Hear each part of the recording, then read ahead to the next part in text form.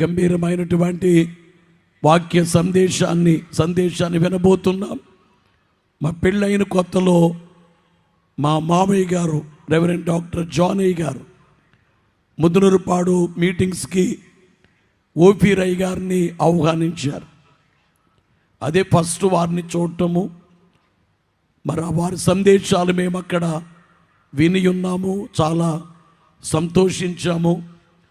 వారు చక్కటి గాయకులు, వారి పాటలు మన మెసేజ్ ముందు పాట పాడమని కోరుచుండేవారు. మా నలుగురు బావగారులు కూడా చాలా ఇష్టపడి పాటలు పాడించుకునేటువంటి రీతి.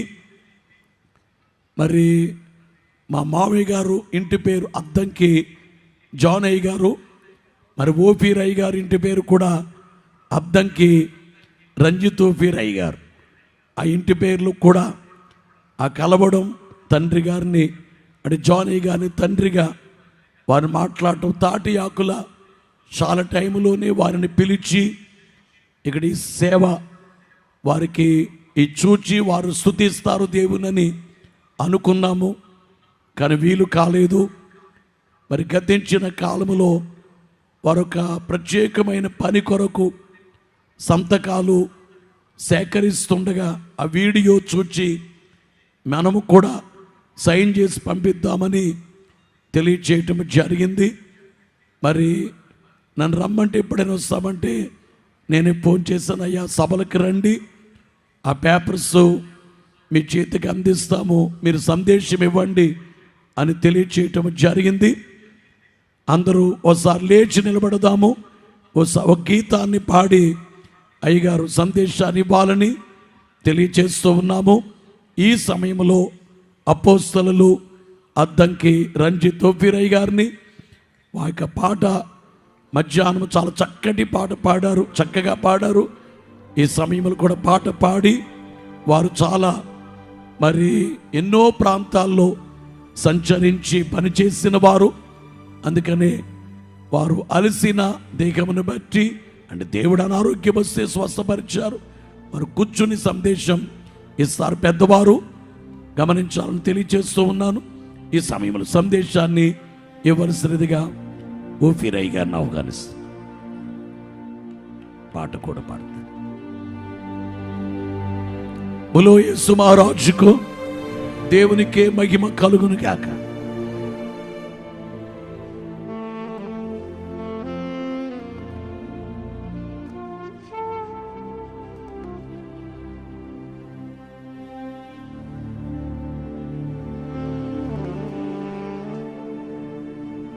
చేతులెత్తి గట్టిగా చప్పట్లు కొడదాం అందరూ. మరణాత చెప్పండి అయ్యగారికి అందరూ. మరణాత మారనాథ అందరికీ వందన మారనాథలు.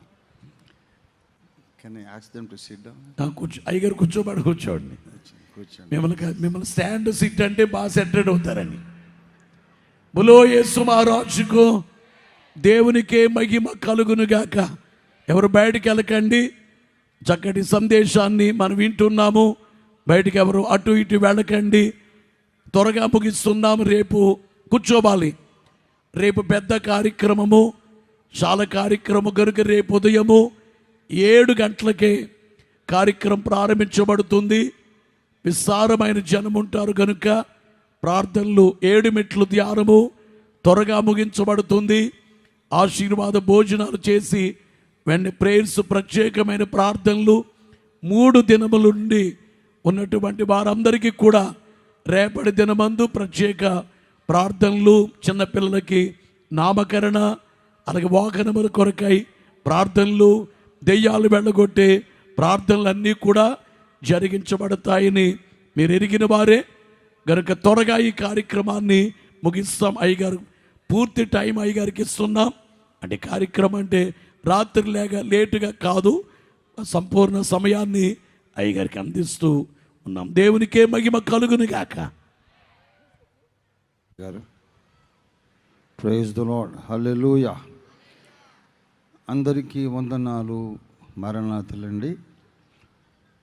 నాకు ముందుగా వాక్య పరిచర్య చేసినటువంటి రెవరెండ్ హనోక్ రాజు గారు, చాలా అద్భుతమైన సందేశం అందించారు. ఉదయం కూడా మాట్లాడిన ఇద్దరు దైవ సేవకులు చాలా అద్భుతమైన వాక్య సందేశాలు, వాక్య ఉపదేశాలు అందించారు. ఒకరిని మించిన వారు ఒకరు. మరి నాకు వాక్య పరిచర్య చేయడం ఇప్పుడు ఇష్టం లేదు. హనోక్ రాజు గారే అలాగే ఇంకో గంట సేపు మాట్లాడి అంశం ఇంకా చాలా ఉంది, వారిలో చాలా విషయాలు చెప్పాలి. వారి లోపల మరి హృదయం మరి బాగా నిండి ఎప్పుడెప్పుడు ఇంకా వాక్యం చెప్పాలి, ఇంకా సబ్జెక్ట్ స్పష్టపరచాలనే తపన వారిలో ఉన్నట్టుగా నేను గమనించాను. వారు ఇంకో గంట మాట్లాడి కూటాన్ని ముగిస్తే బాగుండేదని నేను యథార్థంగా భావించాను. కానీ మరి వారు నా యందు కనికరించి దయ ఉంచి ముగించేశారు. He's a wonderful speaker Hanok Raju garu. అలాగే ఇక్కడ ఎవరూ తక్కువ కాదు, అందరిని మించిన వారు అద్భుత కుమార్ గారు మరి సార్థక నామధేయులు. అద్భుతం అంటే అద్భుతమే, వారే ఒక అద్భుతం. చాలా సంతోషం. మరి తండ్రి గారు రెవరెండ్ డాక్టర్ అద్దంకి జాన్ అయ్య గారిని అద్భుత కుమార్ గారు జ్ఞాపకం చేశారు. మరి హృదయం చాలా బాధతో నిండిపోయింది. వారు వెళ్ళిపోవడం మనకందరికీ తీరని లోటు, నాకు కూడా వ్యక్తిగతంగా తీరని లోటు. కానీ వారు తన పరుగు ముగించి మంచి పోరాటము పోరాడి దేవుని దగ్గరికి వెళ్ళిపోయారు. ధన్యులు వారు. వారి యొక్క మాదిరి అనుసరించి మనం కూడా పరిగెత్తడానికి మనం ప్రయత్నం చేద్దాం.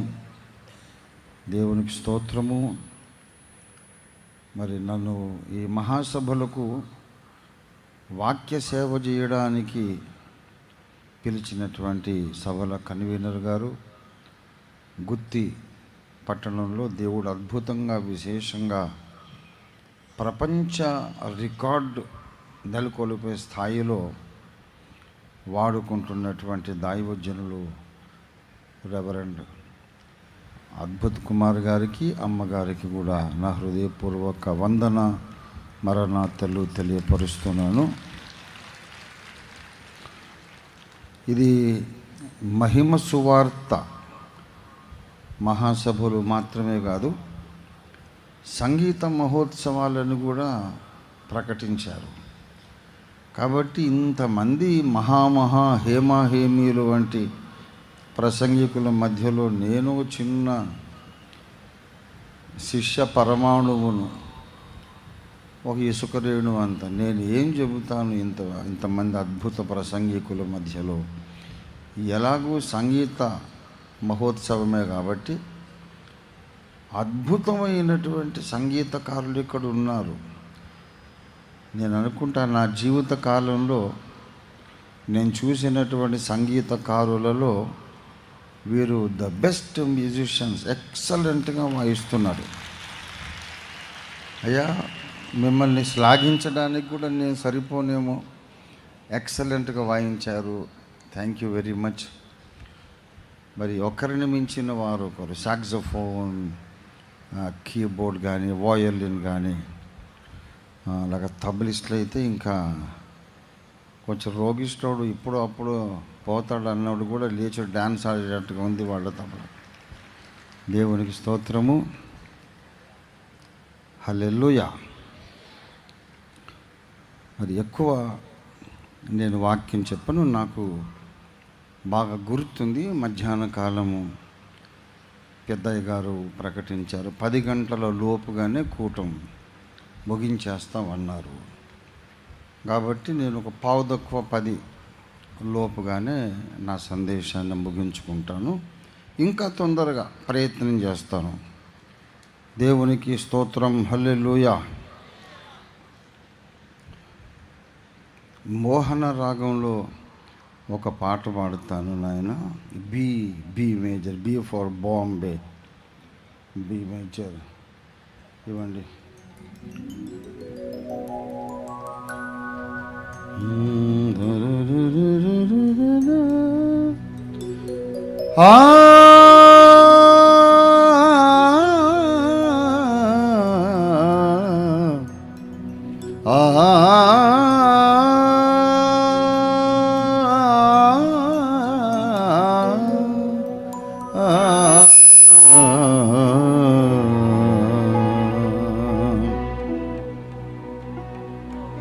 శరణని వేడేద కరుణామయని, శరణని వేడేద కరుణామయని, రెక్కల చాటుననే దాగెద నిరతము నాకు నివాసము నీవే. శరణని వేడేద కరుణామయని, రెక్కల చాటుననే దాగెద నిరతము నాకు నివాసము నీవే. శరణని వేడెద కరుణామయుడా.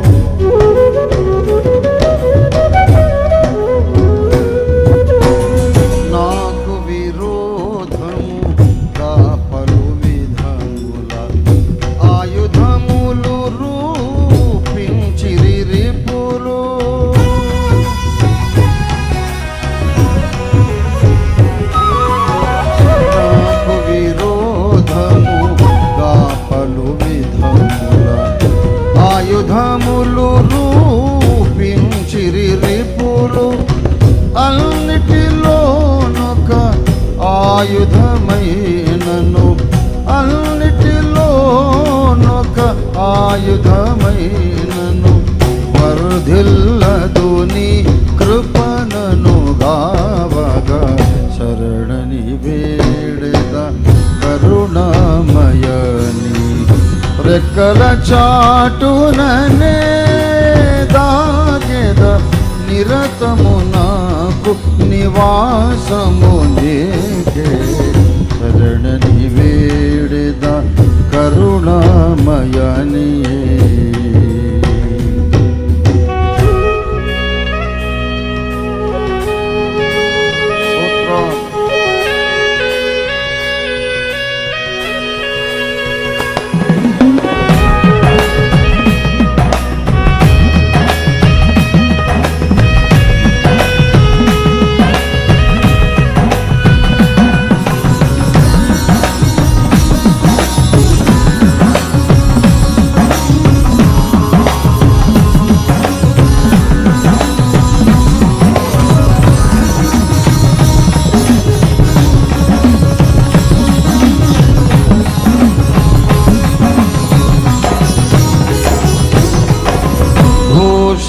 చుకడలి కెరటంబులపై విజయుడనై నే నాట్యము చేసెదా.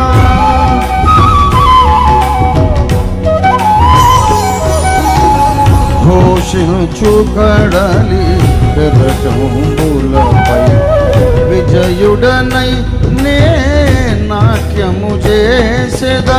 నీవు వెరపోవచ్చు లోకము చూడగా, నీవు వెరపోవచ్చు లోకము చూడగా, స్తుతి పాడేదని ధన్య చకోరినై.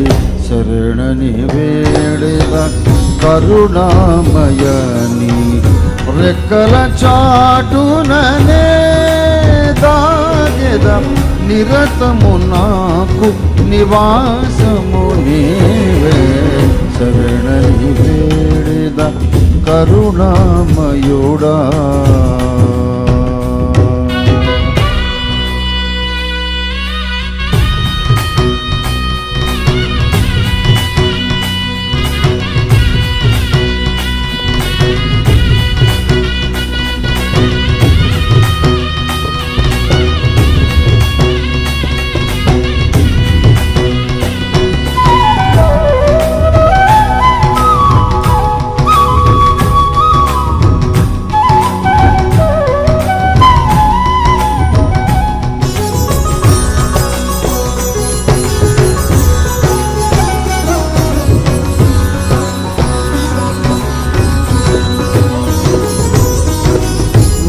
చీల్చగోరు చుప్పెను దండు వరదవలే భీకరముగరాగా.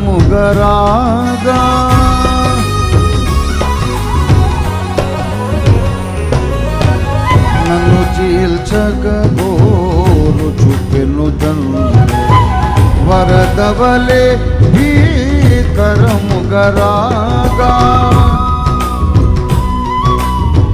అమ్మ కన్న కమ్మని నీ ఓడిలో, అమ్మ కన్న కమ్మని నీ ఓడిలో నెమ్మది నొందుచు ఓదిగెదనయ్యా.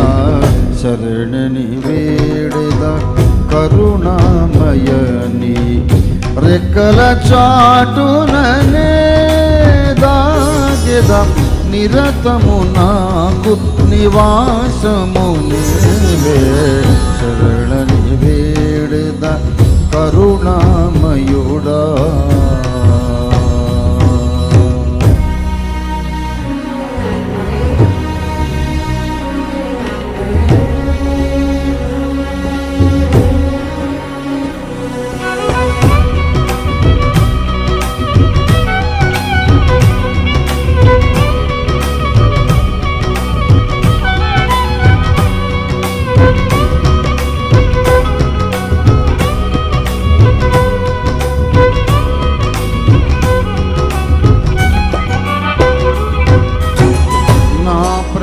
దోషము కొరకును దండన సిలువలో పొందిన ప్రియ యేసయ్యా.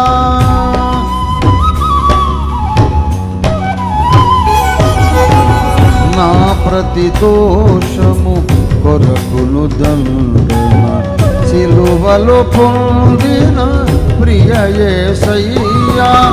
నాకై చీలిన పండవు నీవు, నాకై చీలిన పండవు నీవు. వేరెవరును నన్ను కావగలేరు. శరణని వేడెద కరుణామయని రెక్కల చాటుననే దాగెద. నిరతము నాకు నివాసము నీవే. శరణని వేడెద కరుణామయని రెక్కల చాటుననే.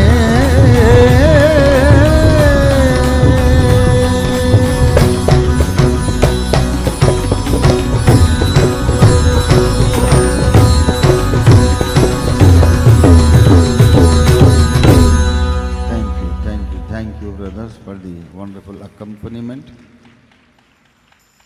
సోదరులు అద్భుతంగా సంగీతం వాయిస్తుంటే పాటకి ఇంకో 5 చరణాలు ఉంటే బాగుండి అనిపించింది నాకు. అంత బాగా వాయించారు. వారికి నిండు కృతజ్ఞతలు. ప్రియులారా, వాస్తవం చెబుతున్నాను. నేను అసలు ఏం ప్రసంగం చేయాలో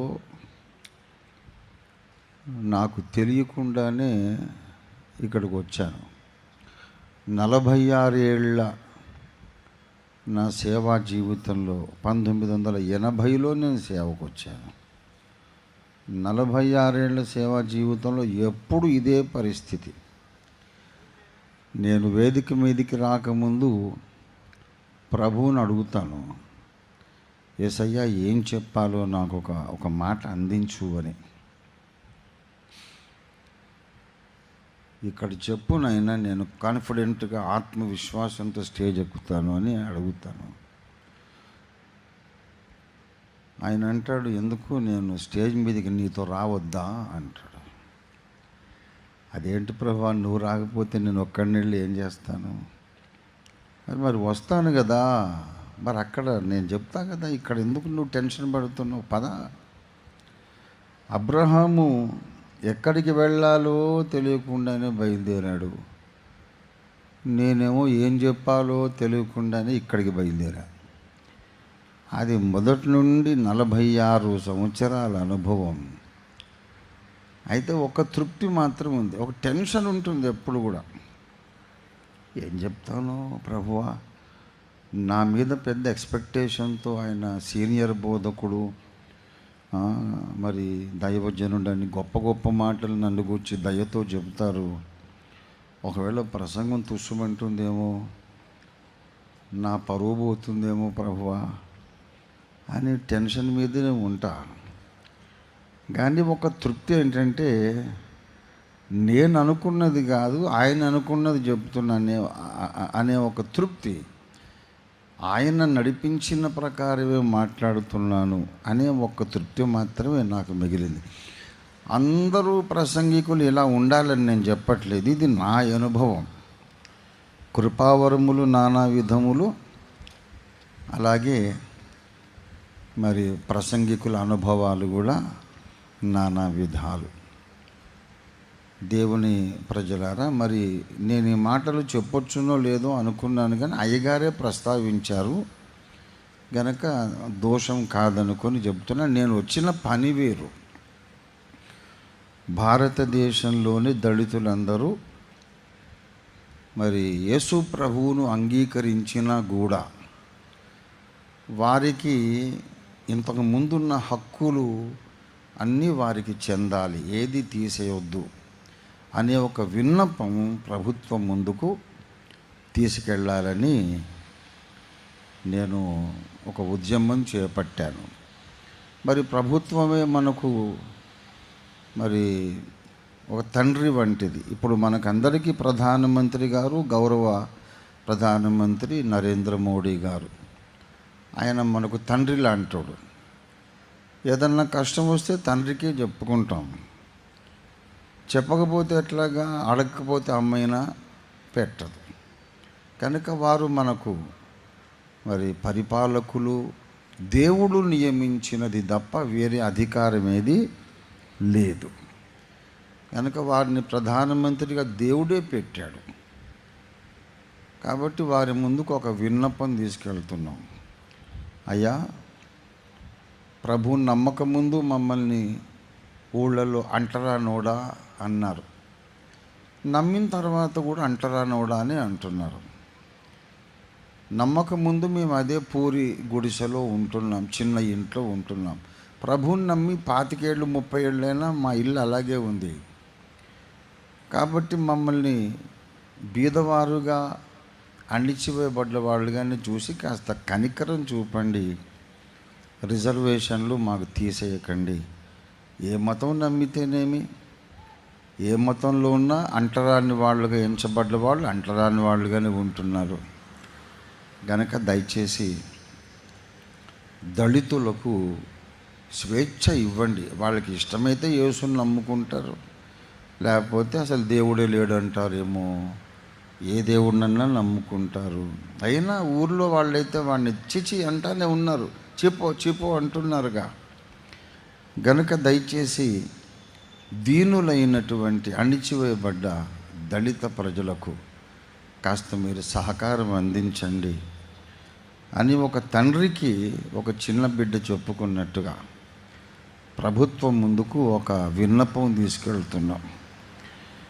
దాని కొరకు కొన్ని లక్షల సంతకాలు సేకరించాలి అని సమకట్టాం. ముందు 1 లక్ష అన్నాను, కానీ అంతకంటే ఎక్కువే నంబర్ పెరిగిపోయింది.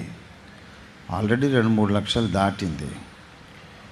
అయితే దైవజనులు మరి రెవరెండ్ అద్భుత్ కుమారయ్య గారు, వారిని నేను రిక్వెస్ట్ చేయకుండానే ఆన్లైన్ యూట్యూబ్లో నా ప్రకటన విని వారు ఎంతో ప్రేమతో వారే నాకు ఫోన్ చేసి చెప్పారు, అయ్యగారు నేను కూడా సహకరిస్తాను, ఇది మంచి పోరాటం లేక మంచి ప్రయత్నం, పోరాటమేం కాదు ప్రయత్నం.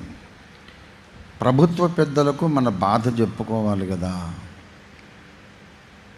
కాబట్టి జస్టిస్ కేజీ బాలకృష్ణన్ కమిషన్ అనేది ఒకటి ఇప్పుడు ఉంది. వాళ్ళు అభిప్రాయాలు సేకరిస్తూ ఉన్నారు. ఆయన ముందుకు వెళ్తాం, అయ్యా స్వామి మా పరిస్థితి ఏం మారలేదు, దయచేసి మమ్మల్ని బీదలుగా అణిచివేయబడ్డ వాళ్ళుగా మీరు చూసి కనికరించండి అని ఒక విన్నపం తీసుకెళ్తాం. ఆ మేరకు కవరింగ్ లెటర్ రాశాము. దాని మీద ఆల్రెడీ చాలా లక్షల సంతకాలు అయిపోయినాయి. అయ్యగారు కూడా నేను కూడా నా వల్ల అయినంత వరకు పెట్టిస్తానన్నారు. అయితే నాకు అద్భుత్ కుమార్ గారంటే చాలా ఇష్టం. అదొక సీక్రెట్ చెప్తున్నా మీకు. నేను ఎందుకో ఇష్టం. ఫస్ట్ నేను ముదునూరుపాడులో వారిని చూసినప్పటి నుంచి వారంటే నాకు చాలా ప్రేమ ఏర్పడింది. వారు యథార్థవంతులు, ముక్కుసూటి మనిషి, ముందు ఒకలాగా వెనుకొకలాగా ఉండేవాడు కాదు. ఒక్క మాటలో చెప్పాలంటే అద్దంకి జానయ్య గారికి ఖచ్చితంగా తగిన అల్లుడు ఆయన. జానయ్య గారు ఎటువంటి మనస్తత్వమో అద్భుత్ కుమార్ గారు కూడా అలాగే డైరెక్ట్గా స్ట్రైట్ ఫార్వర్డ్గా ఎవరిని విమర్శించరు, ఎవరిని బాధ పెట్టరు. తమ హృదయంలోని దేవుడుంచిన భారాన్ని మాత్రం నమ్మకంగా నెరవేరుస్తారు. వాళ్ళిద్దరూ నాకు చాలా ఇష్టం, జానయ్య గారు, అద్భుత్ కుమార్ గారు. ఎందుకంటే నేను మన తండ్రి గారు ముంగుమూరు దేవదాసయ్య గారికి ఏకలవ్య శిష్యుణ్ణి. అంటే నేను పుట్టి కాస్త జ్ఞానం వచ్చేసరికి అయ్యగారు దేవుని దగ్గరికి వెళ్ళిపోయారు. లేకపోతే నేను దేవదాసయ్య గారి దగ్గర అవకాశం ఉంటే ఆయన కాళ్ళు బీసుక్కుంటూ ఉండేవాడిని. ఎప్పుడు అదే కలలు కంటుంటాను నేను. అంత గొప్ప దైవజనుడు ఆయన. వారు నాకు అత్యంత ఇష్టలైనటువంటి దైవజనులు. వారు నాకు ఎలా పరిచయం అయ్యారో అంటే అసలు వారి గురించి ఎలా నాకు తెలిసిందనేది పెద్ద సాక్ష్యం. ఇప్పుడు టైం సరిపోదు, ఇతర సందర్భాల్లో చెప్పాను, ఇంటర్నెట్లో ఉంది. మరి అద్భుతమైన దైవజనులు, వారి గురించి చెప్పుకోవలసినవి ఎన్నో ఉన్నాయి. అయితే అందరికీ తెలిసిన బంగారు మాట, అందరికీ తెలిసిన బంగారు మాట మధ్యాహ్నం దైవజనులు ప్రసంగంలో మనకు జ్ఞాపకం చేశారు. ఏ వ్యక్తిని కానీ, ఏ మతమును కానీ, ఏ డినామినేషన్ను కానీ దూషించరాదు, ద్వేషించరాదు. మనకు తెలియని సంగతులు దేవుని అడిగి తెలుసుకోవాలి. అద్భుతం, అద్భుతం, అద్భుతం. ఎంత బంగారు మాట. ఇంతకుముందు రెవరెండ్ హనోక్ రాజు గారు కూడా ఇంకొక మాట వారు అంటే వేగంగా దాన్ని ప్రస్తావించారు. మీరు దాన్ని క్యాచ్ చేశారో లేదో ఒక మాట గుర్తు చేశారు. దేవా నాకు కనబడుము, నాతో మాట్లాడు, అందరికీ కనబడుము, అందరితోనూ మాట్లాడు. ఎటువంటి బంగారు ప్రార్థనలండి అవి. ఆ ప్రార్థనలకు దేవుడు ఆమేన్ అంటే ఇంకా ఈ లోకమే స్వర్గం అయిపోతుంది. దేవదాసయ్య గారి ప్రార్థనలు అద్భుతం, వారి బోధనలు అద్భుతం. బైబిల్ అంతా కాచి వడబోసినటువంటి శ్రేష్ఠ భక్తుడు ఆయన. ఒకసారి దేవదాసయ్య గారిని ఒక వేరే డినామినేషన్ ఆయన వచ్చి విమర్శించారట. ఏంటండి బైబిల్ మిషన్, ఏంటండి బైబిల్ మిషను, గ్రంథానికి ఒక మిషన్ ఉంటుందా ఏంటి, ఆ పేరేమిటి అని ఆయన చాలా పండిపోయిన ఆధ్యాత్మిక మేధావి ఫాదర్ ముంగమూరు దేవదాసయ్య గారు. నిండుకుండా చెక్కు చెదరడు, చక్కటి చిరునవ్వుతో ఏ ప్రశ్నైనా వింటారు, దేనికైనా సమాధానం చెప్తారు. అయ్యగారి ప్రశ్నోత్తరాల పుస్తకం ఉంది, అంతలావు. చదివిన వాళ్ళు చెయ్యెత్తుతారా? ప్రశ్నలు జవాబులు, అయ్యగారు ఇచ్చిన జవాబులు నేను చదివాను. అవైలబుల్గా ఉందండి, ఉందా? లేదు, ఇప్పుడు అదొకటి లేదు కదా, మిగిలినవి చాలా ఉన్నాయి. మహిమ వార్తావళి, ఇంకా చాలా ఉన్నాయి. ఎంత స్థితప్రజ్ఞత, ఎంత సమయస్ఫూర్తితో అయ్యగారు జవాబిస్తారో బోధకులందరూ నేర్చుకోవాలి ఆ పద్ధతి. ఏంటి బైబిల్ మిషన్ అని పెట్టారని ఆయనను ఎద్దేవా చేస్తే ఆయన అన్నారు, అవును బాబు, బాప్టిస్ట్ మిషన్ అనేది ఒక బాప్టిస్మం అనే సంస్కారమును బట్టి వచ్చినది ఆ పేరు. లూథరన్ మిషన్ అనేది లూథరు భక్తుని పేరును బట్టి వచ్చింది. వెస్లియన్ మిషన్ అనేది వెస్లీ భక్తుని పేరును బట్టి వచ్చింది. పెంతకోస్తు అనే పేరు యూదుల ఒక పండుగను బట్టి వచ్చింది. పెంతకోస్తు పండుగ ఉంది, వీళ్ళు ఆ సంఘం పెట్టుకున్నారు. అలాగా ఒక పండగ పేరు ఒక మిషన్ పేరు, ఒక భక్తుని పేరు ఒక మిషన్ పేరు, ఒక బాప్టిస్మ సంస్కారం పేరు ఒక మిషన్ పేరు. కానీ బైబిల్ మిషన్ పేరు బైబిల్ అంతటిని బట్టి వచ్చింది అని చెప్పారు ఆయన. ఎంత అద్భుతమైన సమాధానం కదా. ఆయన విసుక్కోరు, కసురుకోరు, కోప్పడరు. ఆయనను విమర్శించాలని వచ్చిన ప్రతి ఒక్కరూ కూడా మారు మనస్సు పొంది తమ తప్పు గ్రహించి ఆయన శిష్యులు అయిపోయారు. కనుక తండ్రి గారు ముంగమూరు దేవదాసయ్య గారు నిరంతరము నా జ్ఞాపకాల్లో ఉంటారు. చిరస్మరణీయులు వారు.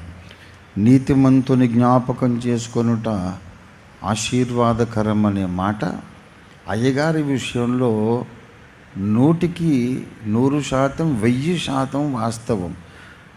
ఉదయం ఆ పుస్తకాలన్నీ అయ్యగారు పరిచయం చేస్తుంటే చాలా మహదానంద పడిపోయాను. నేను కూడా ఓ సెట్ కొనుక్కెళ్తాను.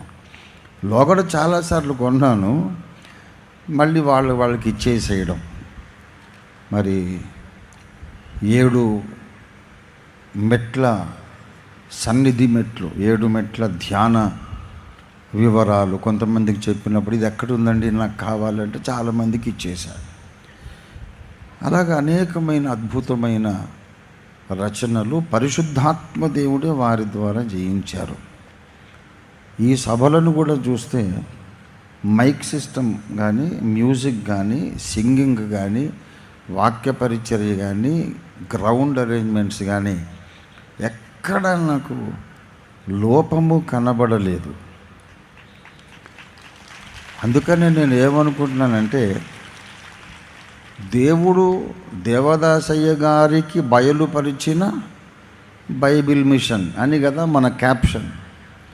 దేవుడు దేవదాసయ్య గారికి బయలుపరిచిన బైబిల్ మిషన్ అని చెప్పినట్టు ఆ దేవుడే స్వయాన దిగివచ్చి నిర్వహిస్తున్న మహాసభలు ఈ మహిమ సువార్త మహాసభలు అని నేను వ్యక్తిగతంగా అనుభూతి చెందాను. దేవునికి స్తోత్రం. ఇంకా ఒక 10 రోజులు ఇట్లాగే ఉండి అయ్యగారుల ప్రసంగాలు విని వెళ్ళాలి అని నాకు చాలా ఆశగా ఉంది. మరి ఎప్పటికైనా ప్రభువు నాకు అవకాశం ఇస్తే నేను మీలో ఒకటిగా కూర్చుంటా. దైవజనులు వాక్యం చెప్పాలి, మీతో పాటు నేను ఏ గుర్తింపు లేకుండా, ఎవ్వరూ నన్ను గుర్తుపట్టకుండా అక్కడెక్కడో కూర్చొని వాక్యం వినాలని నాకు చాలా ఆశ ఉంది. ప్రియులారా, మరి నేరుగా దేవుని వాక్యంలోనికి వెళ్ళి చాలా కొద్దిసేపే నేను మీతో వాక్యాన్ని పంచుకుంటాను. దేవునికి స్తోత్రం, హల్లెలూయా. దేవుని పరిశుద్ధ వాక్యంలో నుండి హెబ్రీ పత్రిక 11వ అధ్యాయం 16వ వచనం మనం చదువుకుందాము. దేవుడు నడిపించిన ప్రకారం నేను ఒక అరగంట సేపు వాక్యం చెప్పాలని నేను ఆశిస్తూ ఉన్నాను. హెబ్రీ పత్రిక 11వ అధ్యాయం 16వ వచనం. అయితే వారు మరి శ్రేష్టమైన దేశమును అనగా పరలోక సంబంధమైన దేశమును కోరుచున్నారు. అందుచేత తాను వారి దేవుడనని అనిపించుకొనుటకు దేవుడు వారిని గూర్చి సిగ్గుపడడు. ఏలయనగా ఆయన వారి కొరకు ఒక పట్టణము సిద్ధపరచి ఉన్నాడు. దేవుడి వాక్యమును మన వినికిడిలో, మన ధ్యానంలో ఆశీర్వదించినట్లు కండ్లు మూసుకొని ఆత్మనేత్రాలు తెరుచుకొని మన మధ్యలో సంచరిస్తున్నటువంటి పునరుద్ధానుడైన నజరేయుడైన యేసయ్యను మన ఆత్మనేత్రాలతో దర్శిస్తూ చిన్న ప్రార్థన చేసుకుందాం. ప్రియులారా, దయచేసి ఏకీభవించండి. మిక్కిలి ప్రేమామయుడమైన మా పరిశుద్ధ పరలోకపు తండ్రి, నీకు స్తోత్రములు చెల్లిస్తున్నాము. విశ్వరాజా, మా హృదయ రాజా, నీకు వందనాలు. స్వామి, ఈ యొక్క గుత్తి పట్టణంలో అద్భుతముగా ఈ మహిమ సువార్త మహాసభలు మీరే నిర్వహించుచున్నటువంటి అద్భుత విధానము కొరకు నీకు వందనాలు. మీ దాసుడైనటువంటి మీ దీన సేవకులు రెవరెండ్ అద్భుత కుమార్ గారిని తల్లి గర్భములో వారు రూపించబడక మునిపే మీరు ఎరిగిన వాడవై, పిలిచిన వాడవై తండ్రి, నీ నిర్ణయ కాలమందు వారిని స్వతంత్ర వ్యక్తిగా జన్మింపజేసి వారిని బాల్యము నుండి ప్రభువా రక్షణార్థ జ్ఞానములో పెంచి వారికి చక్కనైన సాటి అయిన, నిజమైన సాటి అయిన సహాయాన్ని మీరు అనుగ్రహించి ఇద్దరు దైవజనుల కుటుంబాల యొక్క ఆశీస్సులతో కని విని ఎరుగని ఒక అద్భుతమైన పరిచర్య భారతదేశములోకెల్లా ఒక విస్తారమైన విశాలమైనటువంటి మందిరాన్ని, సంఘాన్ని కట్టే పరిచర్య వారి ద్వారా జరిగిస్తూ ఉన్నారు. తండ్రి, నీకు స్తోత్రాలు. ఇది మానవుని వలన కలిగినది కాదు దేవా, ఇది నీ కార్యమని మేము గ్రహించి దీన్ని స్తుతించి ఆరాధిస్తున్నాం. ఈ మహాసభలలో అల్పుడనైన నన్ను మీరు ఎందుకో ప్రభువా వాక్య సేవ కొరకు ఇక్కడ కూర్చుండబెట్టినారు. నాకేదో తెలుసని, నేను ఏదో చెబుతానని కాదు ప్రభువా, నన్ను కూడా మరుగు చేసి, నన్ను కూడా సమాజంలో ఒక్కనిగా చేసి నాయన దేవా, మా తండ్రి గారు ప్రార్థించినట్లు దేవా నాతో మాట్లాడుము, అందరితోనూ మాట్లాడుము దేవా, నాకు కనబడుము, అందరికీ కనబడుమని నీ చిత్తము మాకు తెలియపరచమని యేసు పరిశుద్ధ నామంలో స్తుతించి ప్రార్థిస్తున్నాం తండ్రి. ఆమేన్, ఆమేన్, ఆమేన్. ప్రభువునందు నాకు అత్యంత ప్రియులారా, చదవబడిన లేఖన భాగాన్ని మనం గమనించి చూసినట్లయితే దేవుడు తన్ను తాను పరిచయం చేసుకుంటూ ఉన్నాడు. నేను వారి దేవుడను, నేను వారి దేవుడను. ఎందుకు పరిచయం చేసుకోవాలి అంటే, దేవుడు అనగానే ఆయన ఎవరో, ఎలా ఉంటాడో, ఆయన స్వభావం ఏమిటో, స్వరూపం ఏమిటో ఎవ్వరికీ తెలియదు. దేవుడు దేవుడు దేవుడు అనే మాట అందరూ వాడుతుంటారు, కానీ ఆయన ఎలా ఉంటాడో ఎవరికీ తెలియదు. ఆయన అగోచరుడు అని బైబిల్లో వ్రాయబడింది. ఆయన అదృశ్యుడు, ఇది మన అనుభవంలో మనకు తెలుసు. దేవుడు కనబడడు. అందుచేత చాలామంది దేవుడు లేడేమో అనే సందేహంలో పడిపోయారు. కొంతమంది దేవుడు లేడు అనే తీర్మానానికి కూడా వచ్చేసారు. వారిని నాస్తికులు అంటారు. చాలామంది దేవుడు లేడని వాదించే వారిని మనం చూస్తూ ఉంటాం. కానీ దేవుడు ఉన్నాడని నమ్మి ఆయన కొరకు జీవించి ప్రాణములర్పించిన వాళ్ళు, దేవుడనే భావన కొరకు, దేవుడనే నమ్మకం కొరకు, తాము నమ్మిన ఇష్టదైవం కొరకు ప్రాణాలు అర్పించిన వాళ్ళు అన్ని మతములలో ఉన్నారు. దేవుడనే భావన చాలా ప్రియమైనది.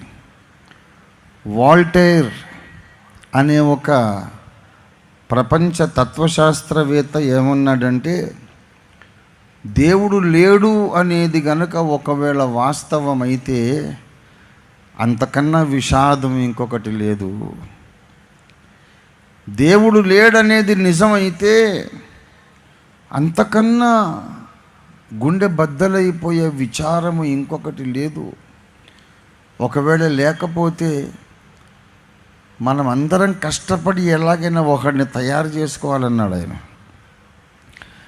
మనందరం కలిసి ఒక దేవుణ్ణి చేసుకోవాలి. మనకు వీ నీడ్ వన్ గాడ్ అంటే ఆ గ్యాప్ అలాగా ఉండకూడదు. ఉండాలి దేవుడు ఉండాలి. మనం కష్టములో ఉన్నప్పుడు ఆదుకోవడానికి మనకు మించిన ఒక శక్తిమంతుడు ఉండాలి. మనం అజ్ఞానములో అయోమయములో తడబడుచున్నప్పుడు దారి చూపడానికి సర్వజ్ఞుడొకడు ఉండాలి. మనకు మించిన సమస్యలలో మనం నలిగిపోతున్నప్పుడు చేయి చాచి మనల్ని పట్టుకొని పైకి లేవనెత్తి ఆదరించి ఓదార్చడానికి ఒకడు ఉండాలి. చాలాసార్లు మన సమస్యలు మన తలకు మించిపోతాయి, మన శక్తికి మించిపోతాయి. మరి మనకు మించిన వాడు ఒకడు లేకపోతే ఎలాగా? అదే వాల్టైర్ అన్నమాట. If there is no God, this is the saddest thing in the universe.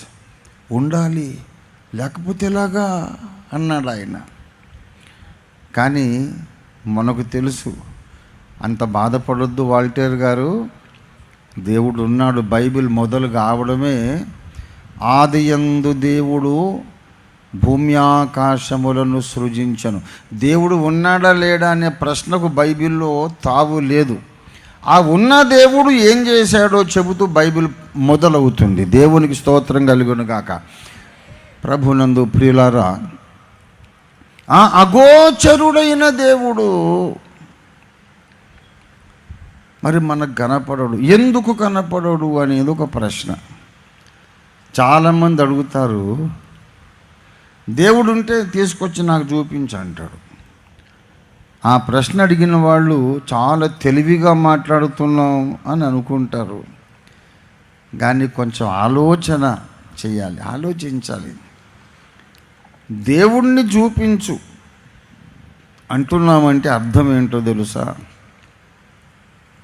నక్షత్రములను చేసిన వాణ్ణి చూపించు, సూర్యుణ్ణి చేసిన వాణ్ణి చూపించు.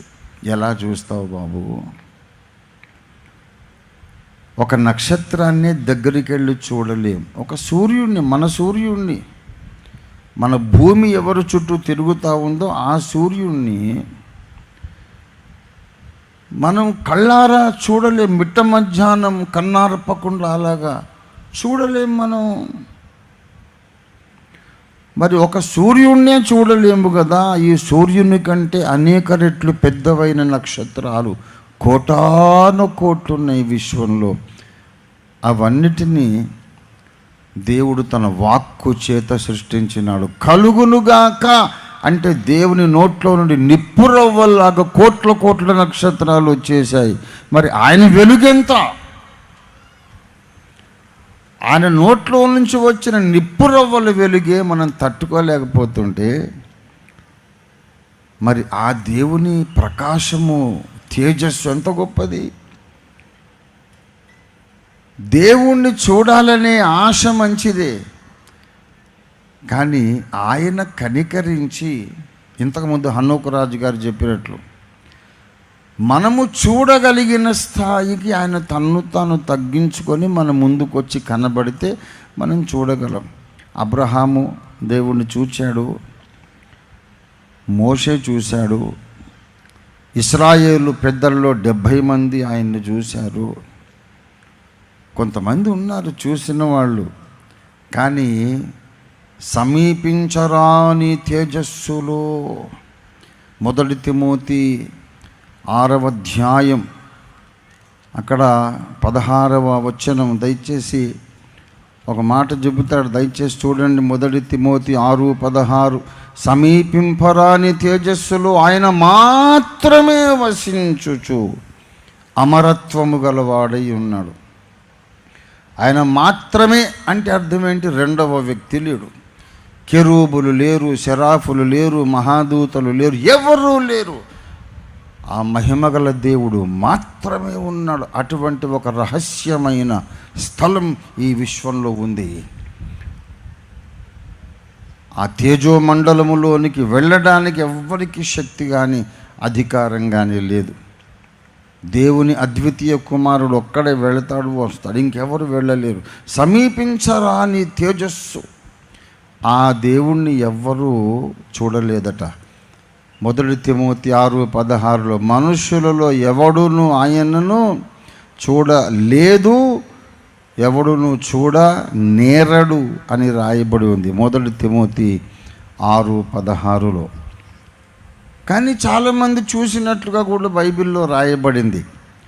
అవన్నీ ఆయన ప్రత్యక్షతలు. తన్ను తాను చాలా తగ్గించుకొని, తన మహిమను తగ్గించుకొని, వాళ్ళు చూడగలిగిన స్థాయికి తన మహిమను, వెలుగును తగ్గించుకొని వస్తాడు. దేవుడు సంపూర్ణ మహిమలో దర్శనమిస్తే అగ్నికి దోమలు కాలిపోయినట్టు మనుషులు కాలిపోతారు. కనుక దేవుడు మనకు కనబడడు. ఎందుకు కనబడడు? ఇప్పుడు కాదు, ఒకనాటికి కనబడతాడు భవిష్యత్తులో.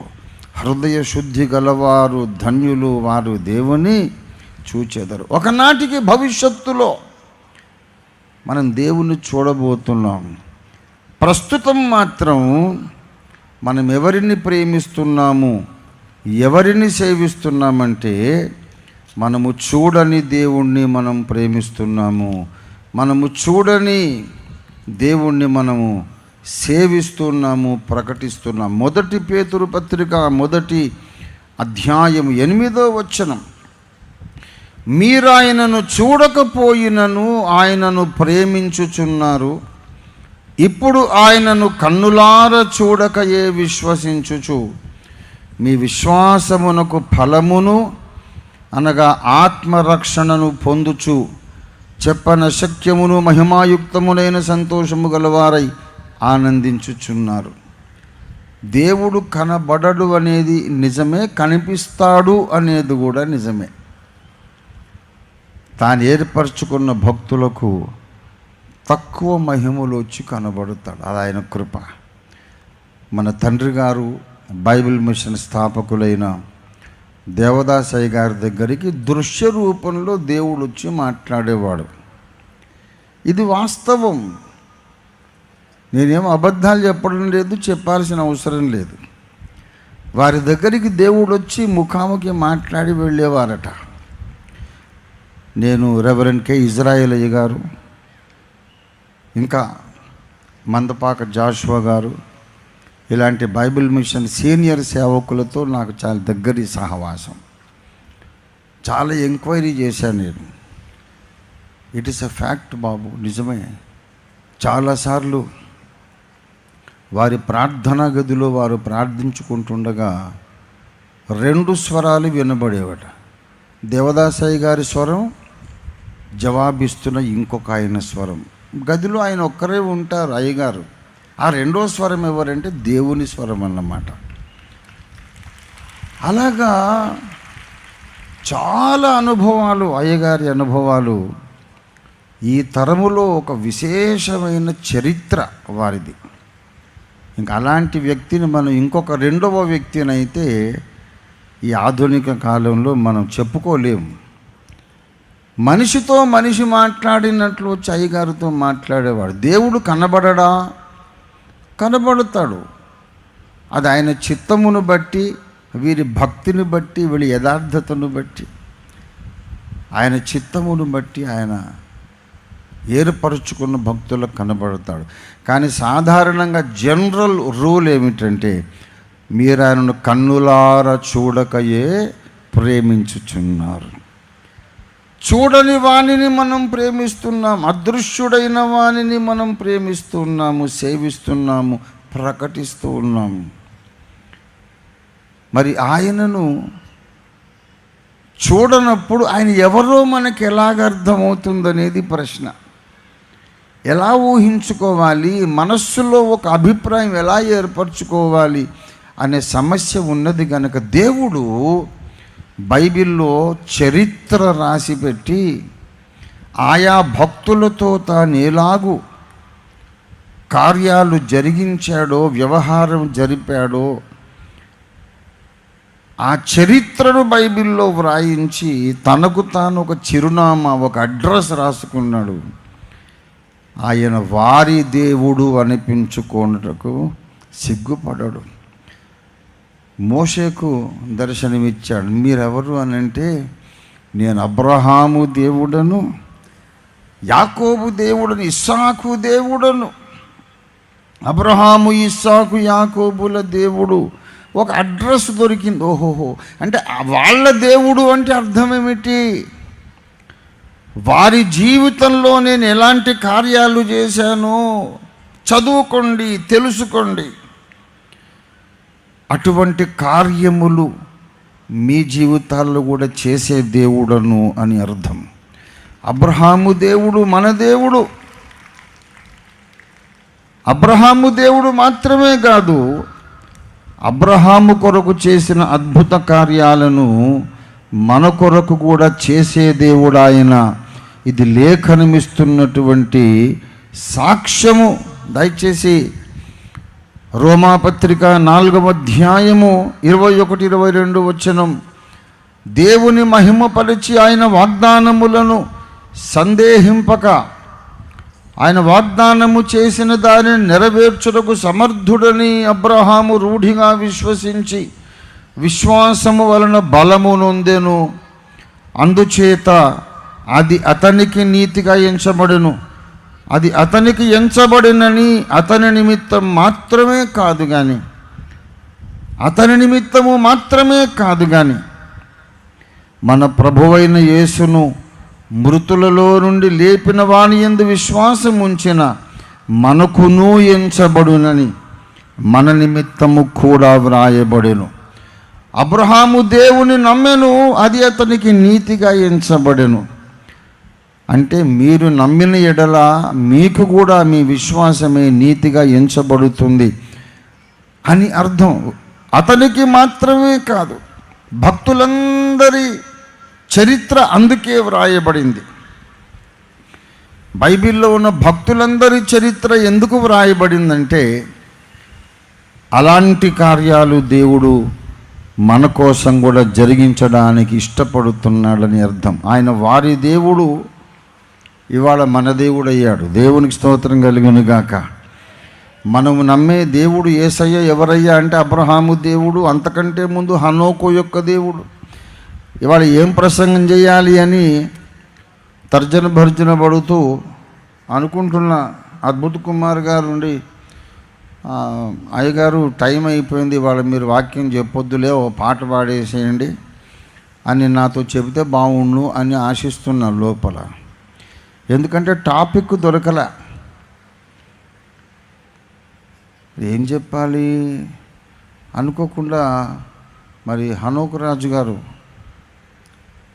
వాక్యం చెబుతున్న చక్కగా నా యవనారంభం గుర్తొచ్చింది నాకు.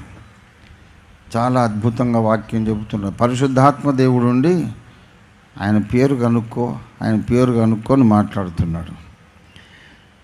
నేనేమో ఏం ప్రసంగం చేయాలో ప్రభువా నాకు తెలియచేయని నేను లోపల ప్రార్థిస్తుంటే, చెప్తానులే ఆయన పేరేంటో అడుగని. అవును, వాక్యం చెబుతున్నారు కదా, ఇప్పుడు ఎలాగ అడుగుతాం పేరు అని. సరే, దేవుడు 4 సార్లు చెప్పారన్నమాట ఆయన పేరు అడుగని. నా పక్కన కూర్చోగానే అడిగాను, బ్రదర్ మీ పేరు ఏంటి అని అడిగితే నా పేరు హనోకు రాజు అన్నాడు. అప్పుడు దొరికింది నాకు ప్రసంగం. మన దేవుడు హనోకు దేవుడు, the God of Hanok, the God of Enoch. హనోకు యొక్క దేవుడు ఎందుచేతంటే హనోకు జీవితంలో జరిగించిన కార్యాలను దేవుడు మన జీవితంలో కూడా జరిగిస్తాడు. అంతేగాని సండే స్కూల్ కథలు మాత్రమే చెప్పుకోవడానికి కాదు. భక్తుల చరిత్రలు చదివినప్పుడు అదే కార్యము నాలో జరగాలని ఆశ మనలో ఉండాలి.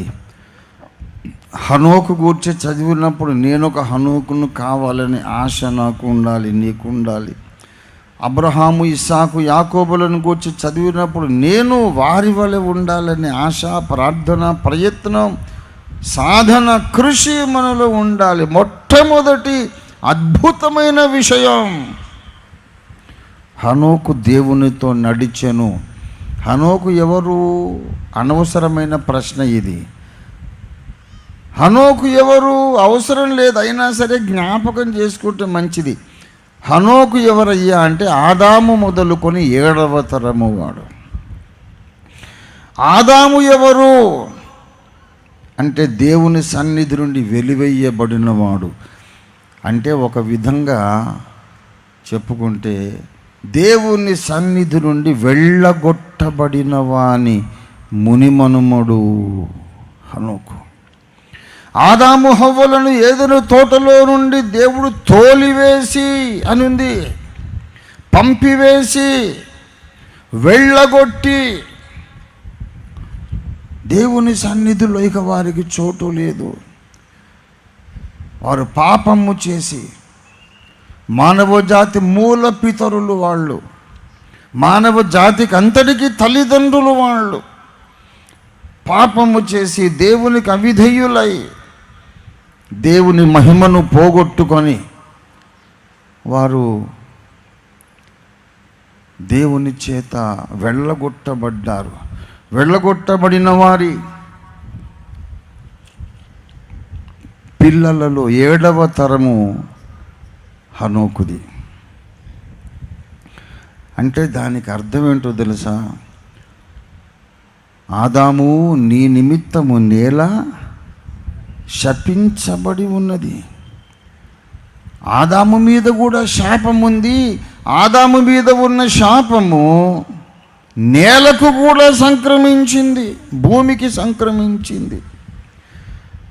ఆదాము మీద కూడా దేవుని కోపం ఉన్నది, శాపం ఉన్నది.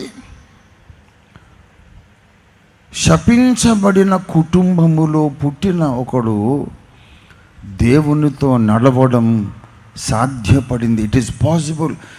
ఆదాము కుటుంబములో ఎవరైనా దేవునితో నడవచ్చు. ఆదాము మీద, హవ్వ మీద కోపడ్డాడు. నా సన్నిధిలో నివసించడానికి మీరు యోగ్యులు కారని వెళ్ళగొట్టాడు. జీవవృక్ష ఫలములు తినడానికి యోగ్యులు కారని వెళ్ళగొట్టాడు. కానీ వాళ్ళ పిల్లలలో ఒకడు, వాళ్ళ మనమలలో ఒకడితో చట్టపట్టాలు వేసుకుని నడవడానికి దేవుడు ఇష్టపడ్డాడు. ఆ దేవుడే ఇవాళ నీ దేవుడు, నా దేవుడు. దేవునికి స్తోత్రం కలుగును గాక. నీవు ఇష్టపడితే, నీవు ఆశపడితే, నువ్వు ప్రార్థన చేస్తే, కొంచెము సాధన చేస్తే, దేవుని చిత్తాన్ని నీవు గ్రహిస్తే, దేవుని ప్రణాళికను నీవు అర్థం చేసుకుంటే, దేవుని ప్రణాళికకు నువ్వు లోబడితే 100% అక్షరాల దేవుడు నీ చెయ్యి పట్టుకుని నీతో నడుస్తాడు. నువ్వు దేవుని స్నేహితుడు కాగలుగుతావు. It is possible. హనోకుతో నడిచాడు అని ఆయన గొప్పలు చెప్పడం కాదు, అది దేవుని గొప్పతనం. దేవునితో హనోకు నడుచుట హనోకు గొప్పతనము మాత్రమే కాదు, దేవుని గొప్పతనం. నేను వెలివేసిన దావీదు మునిమనవడవు నువ్వు. వెళ్ళురా, నీకు నా సన్నిధిలో స్థలము లేదు, అవకాశం లేదు, గెట్ అవుట్ అని అనొచ్చు దేవుడు. కానీ దేవుడు ఎంత దయామయుడో చూడండి. ఇంకొక విషయం చెబుతున్నాను. హనోకు మొత్తము జీవించింది 365 సంవత్సరాలు. అందులో మొదటి 65 సంవత్సరాలు దేవునితో నడవలేదు. ఈ సంగతి మనం జ్ఞాపకం పెట్టుకోవాలి. దయచేసి ఆదికాండం 5వ అధ్యాయములోనికి నాతో పాటు రావలసిందిగా మనవి చేస్తున్నాను. దయచేసి ఆదికాండము 5:23. హనోకు దినములన్నీ 365 ఏండ్లు. లెక్క పెట్టుకోండి. హనోకు దినములన్నీ 365 ఏండ్లు. మరి దేవునితో నడిచినది ఎంతకాలం? 22వ వచనం, 300 ఏండ్లు హనోకు దేవునితో నడచుచు కుమారులను కుమార్తెలను కనెను. ఇప్పుడు నాకు చెప్పండి, మీరు జవాబు ఇవ్వండి. ఆయన బ్రతికిన దినములు ఎన్ని? 365 సంవత్సరాలు. దేవునితో నడిచిన కాలం ఎంత? 300 సంవత్సరాలు. మరి 65 ఏండ్లు ఎవరితో నడిచాడు? ఆయన బ్రతికినంత కాలం దేవునితో నడవలేదు. బ్రతికిందేమో 365 ఏళ్ళు, దేవునితో నడిచింది మాత్రం 300 ఏండ్లే. మరి 65 ఏళ్ళు ఎటుపోయినాయి? లోకముతో నడిచాడు. హనోకు జీవితంలో ఒక టర్నింగ్ పాయింట్ ఉంది. ఒక మారు మనస్సు పొందిన అనుభవం ఉంది. ఆయన ఆదాము కుమారుడే. ఆదాము మనవడు, మునిమనవడు, 7వ తరం వాడు. మామూలుగా అందరిలాగా పుట్టాడు, పెరిగాడు, లోకరీతిగా బ్రతికాడు. ఏం జరిగిందో మనకు తెలియదు. పరదేశుకు పోయిన తరువాత అడగాల్సిందే. కానీ ఏదో జరిగింది. నేను లోకముతో కలిసి లోకము కొరకు లోకస్తులలాగా జీవించకూడదు. సృష్టికర్త అయిన దేవునితో నేను సమాధానపడాలి అన్న కోరిక ఆయనలో పుట్టింది. ఆశ గల వారి ప్రాణాన్ని దేవుడు తృప్తిపరుస్తాడు. 65 సంవత్సరాలు అంటే దాదాపు ఇప్పుడు నా వయసు, నాకు ఇప్పుడు 67. ఇంత వయసు వచ్చేదాకా దేవునితో నడవలేదు. ఆయన లోకముతో నడిచాడు, లోకరీతిగా ఆలోచించాడు, లోకరీతిగా ప్రవర్తించాడు, దేవుణ్ణి పట్టించుకోకుండా జీవించాడు. 65 ఏళ్ల జీవితం తర్వాత తన హృదయంలో ఒక గ్రహింపు వచ్చింది. నాకు దేవుడు అవసరం, దేవుడు కావాలి నాకు అనుకున్నాడు. దేవుని తట్టు మళ్ళుకున్నాడు. దేవుడు రమ్మని దేవుడే కానీ పొమ్మని దేవుడు కాదు. నా యుద్ధకు వచ్చువాని నేను ఎంత మాత్రమును బయటికి త్రోసివేయనన్నాడు. ఏరా, ఇంతకాలం ఎక్కడికి పోయావు? సిగ్గులేదా? ఇప్పుడు వచ్చావు నా దగ్గరికి అనలేదు ఆయన. గడిచిన కాలం ఏదో గడిచింది, పోనీ కుమారుడా, ఇప్పుడు నేను నీకు కావాలని వచ్చావు గనుక నీవు కూడా నాకు కావాలన్నాడు దేవుడు. హనోకు దేవునితో సమాధానపడ్డాడు, మారు మనసు పొందాడు. తన జీవితంలో 2 భాగాలు ఉన్నాయి. దేవునితో నడవని భాగం ఒకటి, దేవునితో నడిచిన భాగం ఒకటి. 65 ఏళ్ల వయసులో దేవుని తట్టు మళ్ళుకొని మిగతా 300 సంవత్సరాలు దేవునితో హనోకు నడిచాడు. దేవుడు అతన్ని తీసుకొని వెళ్ళాడు. ఇవాళ కూడా నీవు ఒక తీర్మానం చేస్తే, ఇంతవరకు ఎలా బ్రతికావో తెలీదు, ఎలా బ్రతికావో, ఎవరితో ఏకీభవించావో, ఎవరి సంతోషం కొరకు బ్రతికావో, ఇవాళ నీవు తీర్మానిస్తే దేవుడు దిగొస్తాడు. ఈ రోజు మొదలుకొని నీవు కూడా నీ మిగిలిన జీవితకాలం దేవునితో నడవచ్చు, నడవడానికి అవకాశం ఉంది. ఆయన వారి దేవుడు. ఎందుకంటే వారి కోసం మాత్రమే కాదు, అలాంటి పనులే మన కొరకు చేస్తానని దేవుడు లేఖనంలో రాయించాడు. దేవునికి స్తోత్రం కలుగును గాక. హనోకుతో నడిచిన దేవుడు, హనోకును తనతో నడిపించిన దేవుడు నిన్ను నన్ను ఎందుకు నడిపించాడండి? మనం ఆయనతో అటు మళ్ళుకోవాలి, కానీ ఒక చిన్న ప్రార్థన చేయాలి. యేసయ్యా, నేను నీతో నడుస్తాను. సృష్టికర్తవైన దేవా, నీతో నాకు స్నేహం కావాలి. నీ హృదయంలో నిజంగా ఆ ప్రార్థన ఉంటే దేవుడు తప్పకుండా నీలో కార్యం జరిగిస్తాడు. ఫాదర్ ముంగమూరి దేవదాసయ్య గారి దగ్గరికి ఒక నాస్తికుడు వచ్చాడట. దేవుడు లేడు పెద్ద అయినాను, అనవసరంగా అందరినీ మోసం చేసి గలిబిలి చేస్తున్నావు, దేవుడు లేడు ఏమీ లేడు అన్నాడట. అవునా బాబు, సరే నువ్వు పని చెయ్యి, ఒక ప్రార్థన చెయ్యి అన్నాడు అయ్యగారు. అంటే ప్రార్థన చేయడం ఏంటండి? లేనోడికి ఎలా ప్రార్థన చేస్తాం? దేవుడు లేడు అని నేను అంటూ ఉంటే లేని దేవుడికి ఎలా ప్రార్థన చేయాలి? ఏమైనా అర్థం ఉందా మీరు చెప్పే దాంట్లో? అయినా సరే లేడు అని అనుకుంటున్నావు కదా, అయినా ప్రార్థన చెయ్యి అంటే, అయ్యా మీరు చెప్పే దాంట్లో ఏం అర్థం కనిపించట్లేదు నాకు. దేవుడు లేనే లేడు అని హృదయపూర్వకంగా నేను నమ్ముతున్నా. లేడు లేడు లేడు లేడు. ఇక లేనోడితో నేను ఏమని మాట్లాడాలి, ఎలా మాట్లాడాలి, ఏమన్నా ప్రయోజనం ఉందా? నాకు చూపించండి, ఉన్నాడని నిరూపించండి, అప్పుడు నేను మాట్లాడతాను. అంటే లేదు బాబు, నువ్వు ప్రార్థన చెయ్యి అన్నారు అయ్యగారు.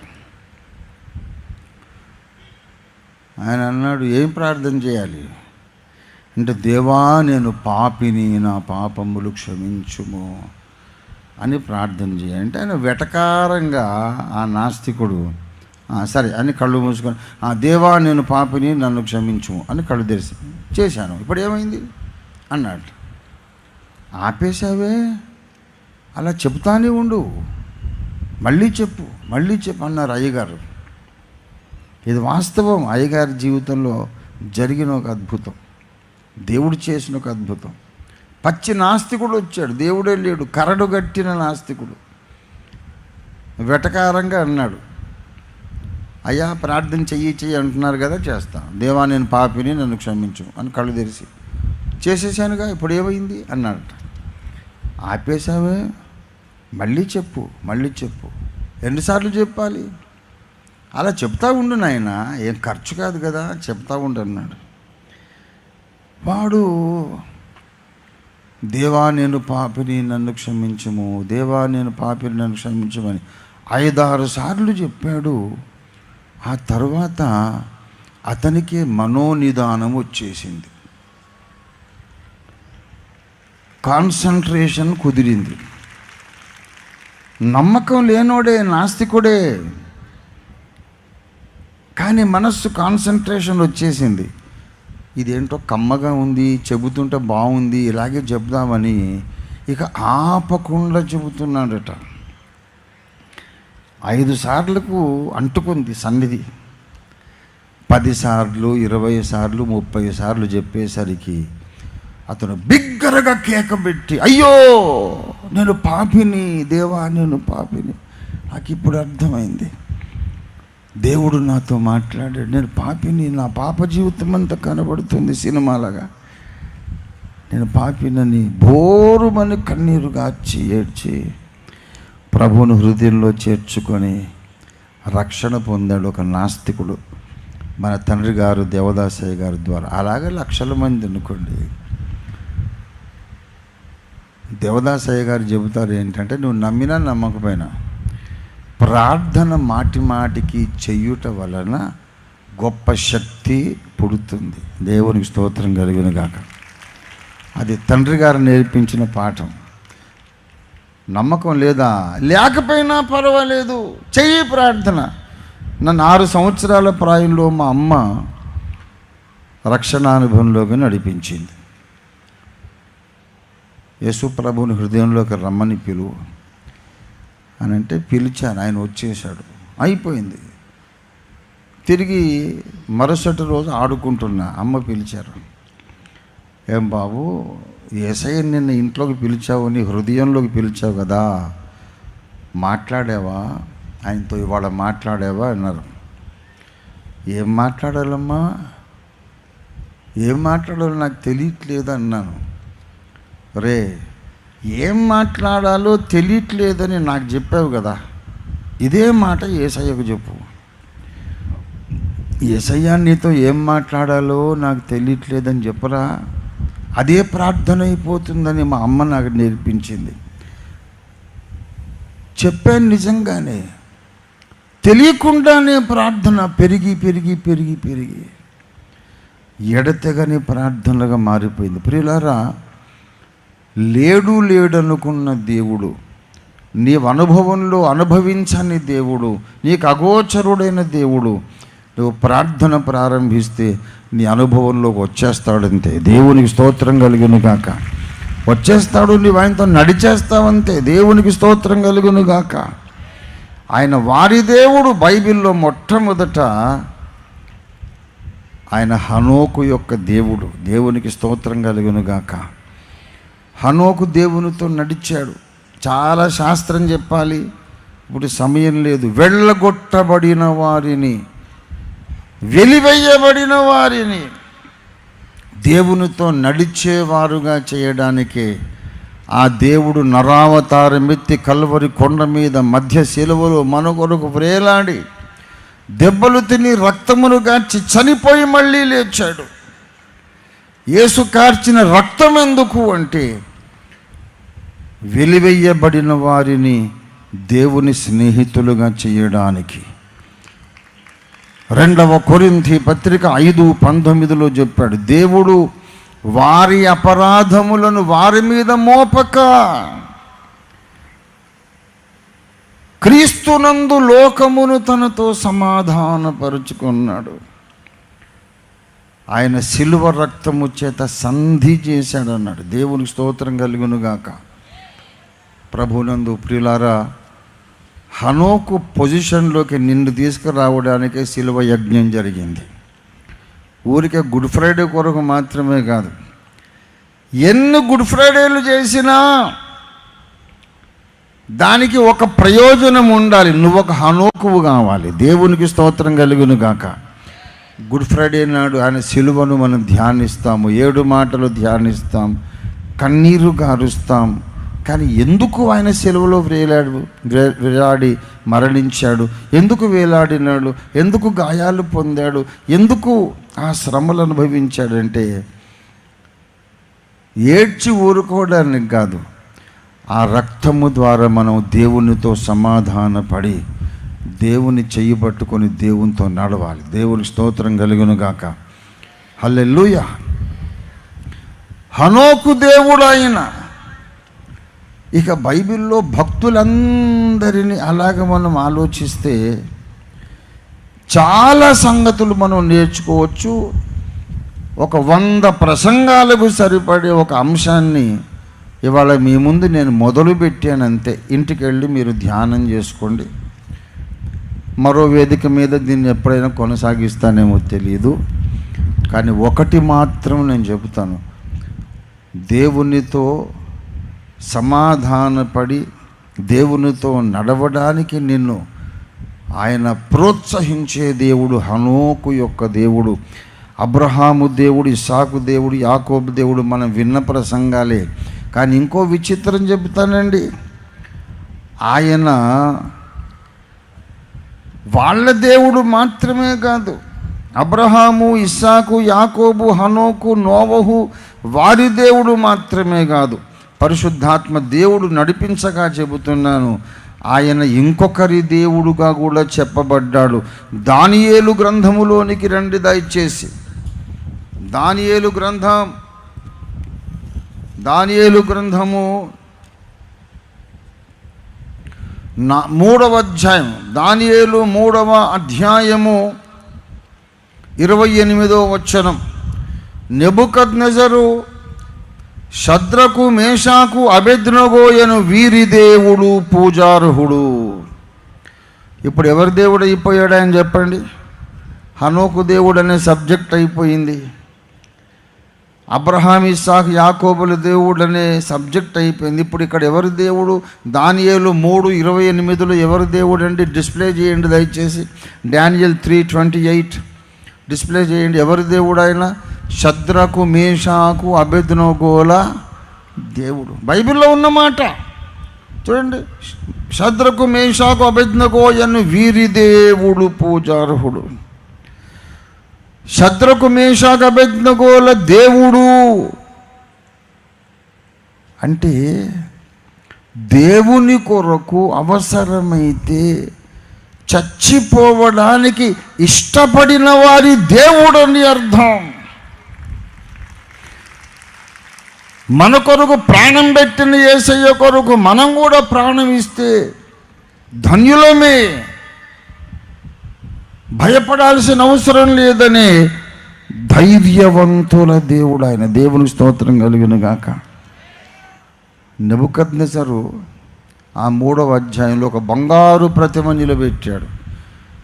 నా రాజ్య పౌరులందరూ సకల విధములైన వాద్య ధ్వనులను విన్నప్పుడు నేను నిలబెట్టిన బంగారు ప్రతిమకు సాగిలపడి నమస్కరించాలి. నమస్కరించని వాడెవడో వాడు మండుచున్న అగ్నిగుండములో పాలు పొందును. వీళ్ళు మాత్రం ప్రధానులు రాజ్యంలో అందరూ సాగిలపడ్డారు. శద్రకు మేషాకు అబేద్నెగో సాగిలపడలేదు. వాళ్ళ మీద ఫిర్యాదు చేశారు రాజ్యంలోని వేరే అధికారులు. రాజా, నీ దర్బారులో ఉన్నటువంటి ఆ 3 యూదా యువకులు నీ ఆజ్ఞను లెక్క చేయలేదు, లక్ష్య పెట్టలేదు, నీ దేవతకు వాళ్ళు మొక్కలేదు అంటే అత్యాగ్రహం వచ్చేసింది నెబుకద్నెజరుకు. శద్రకు మేషాకు అబేద్నెగో, నేను విన్నది నిజమా? నేను నిలబెట్టించిన ప్రతిమకు మీరు నమస్కరించలేదట నిజమా? అంటే వాళ్ళు ఏమన్నారు? చేతులు నలుపుకుంటూ చిత్తం మహారాజా అని అనలే.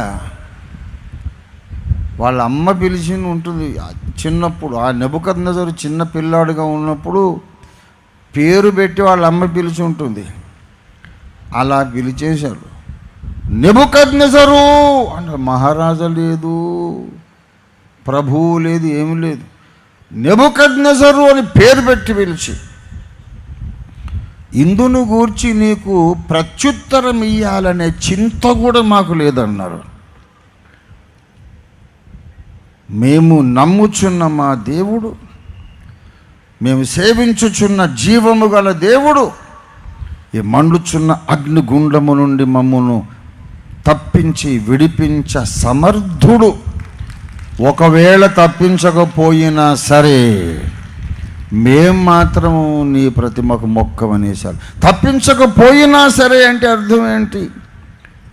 ఆ అగ్నిగుండంలో పడి మాడి మసైన బూడిదైన అయిపోతాం, కానీ మేము మాత్రము ధర్మశాస్త్రానికి విరోధంగా నీవు నిలబెట్టించిన ఈ ప్రతిమకు మొక్కం.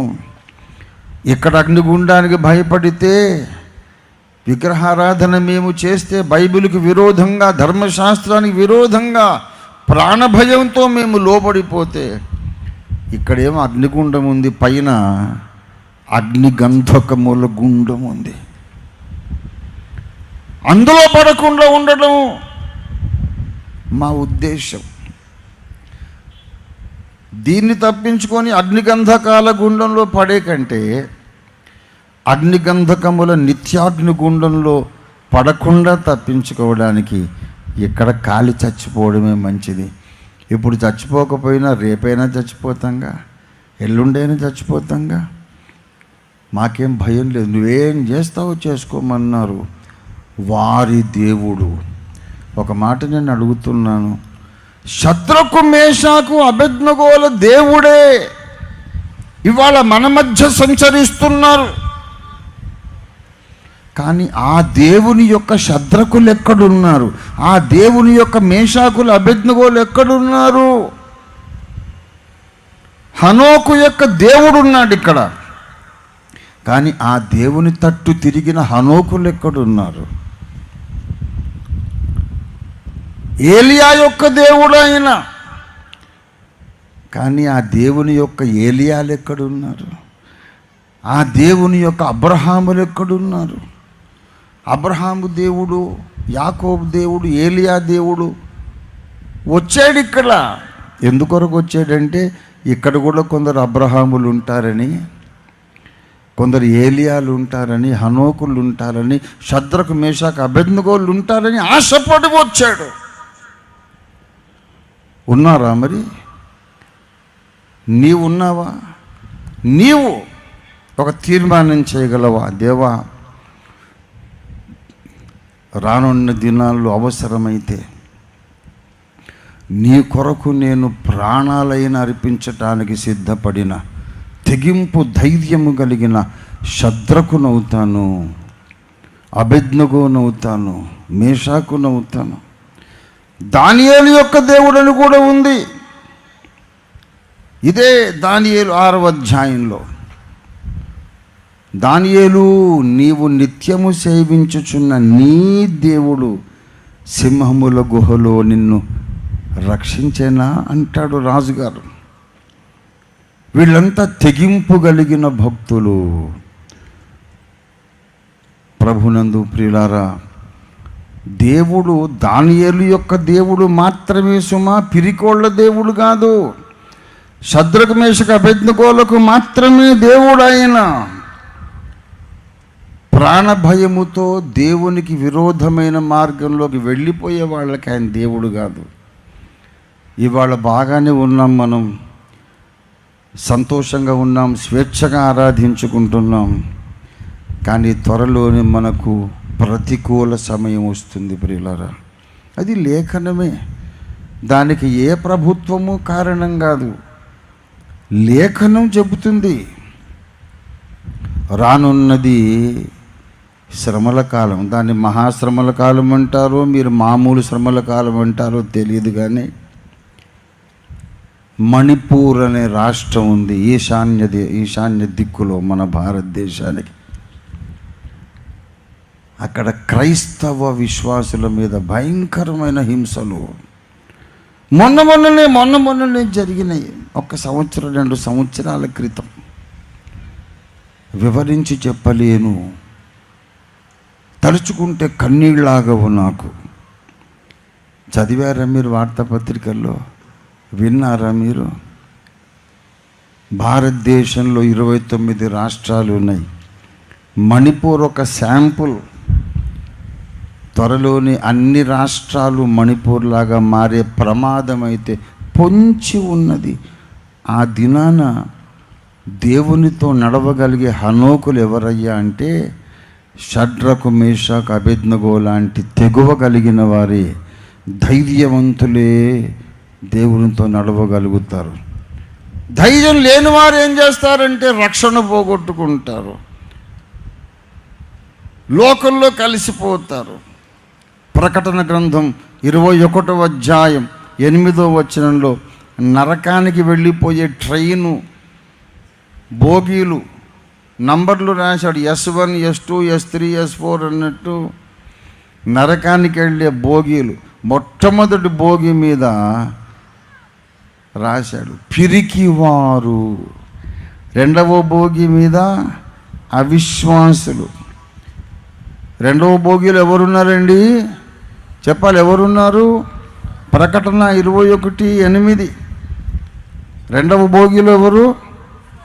అవిశ్వాసులు. మొదటి బోగిలో ఎవరున్నారు? పిరికివారు. అంటే అర్థం ఏంటి? ఈ పిరికోళ్ళు ఎవరన్నమాట? అవిశ్వాసులు గారు. అవిశ్వాసుల పెట్టె వేరే ఉంది. వ్యభిచారులు, అపవిత్రులు, అసహ్యులు, వాళ్ళ పెట్టెలు వేరే ఉన్నాయి.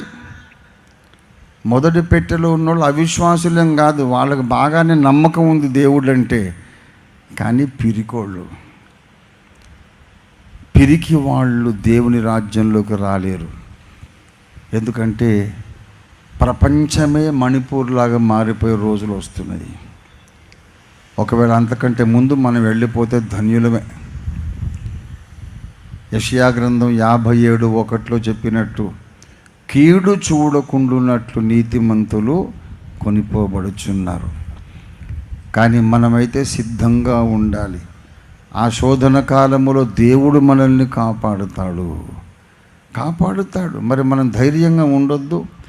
అగ్నిగుండములో దేవుడు షద్రకు మెషకు అబేద్నెగోలను కాపాడాడా లేదా చెప్పండి.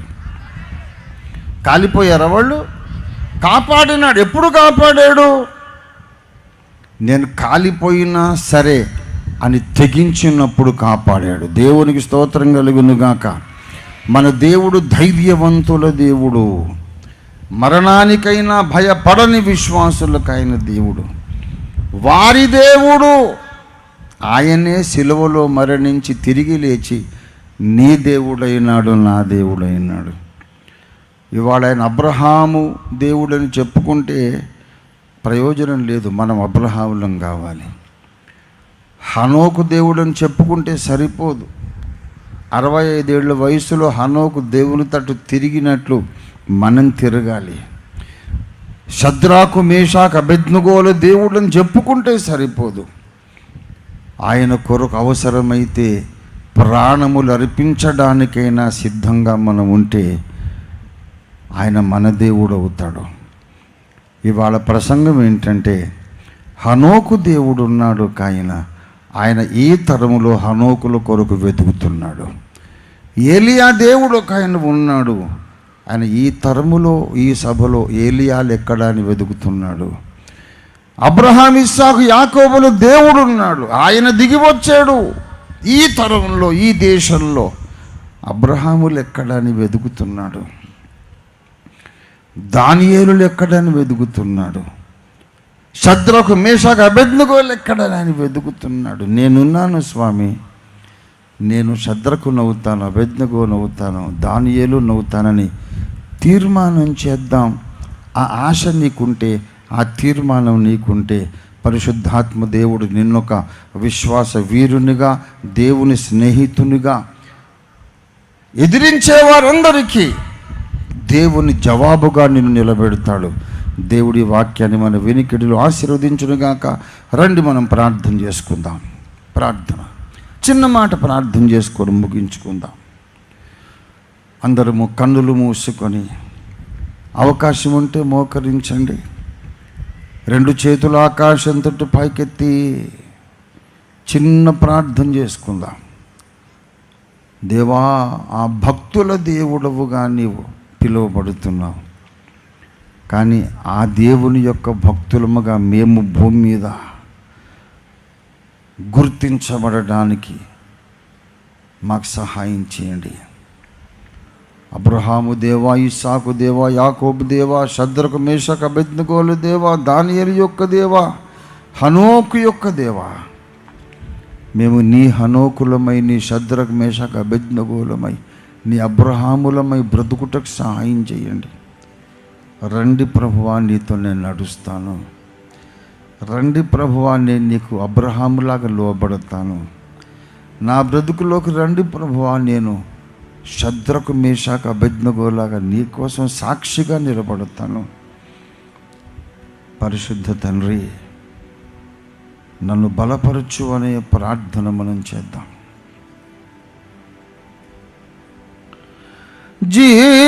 జీవవాక్యము నిలలో చాటుచు జీవితమూలర్పించిరే.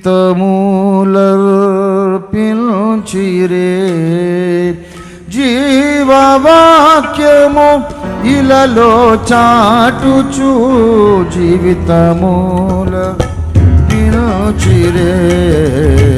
అత సాక్షుల కవిలలో, అత సాక్షుల కవిలలో నీ పేరున్నదా,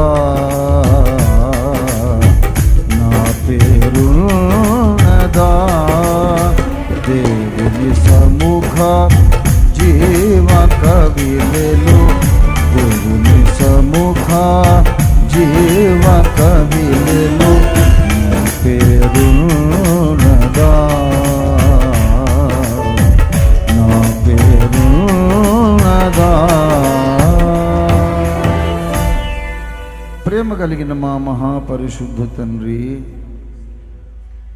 మిక్కిలి దయామయుడవై దయపాలించి మా మధ్యకు ఏతెంచి మాకు ప్రత్యక్షుడవై నీవెలాంటి దేవుడవో, నీకు ఎలాంటి వారు కావాలో మీరు మాకు తేటగా తెలియజేసినందుకు నీకు స్తోత్రము చెల్లిస్తున్నాం తండ్రి. బలహీనుడైన ఈ నీ అయోగ్యదాసుని ప్రయాసను మీరు ఫలింపజేయండి. నీ కృపలో నీ వాక్యానికి మా అందరి హృదయ క్షేత్రాల్లో నీరు కట్టి ఫలింపజేయండి.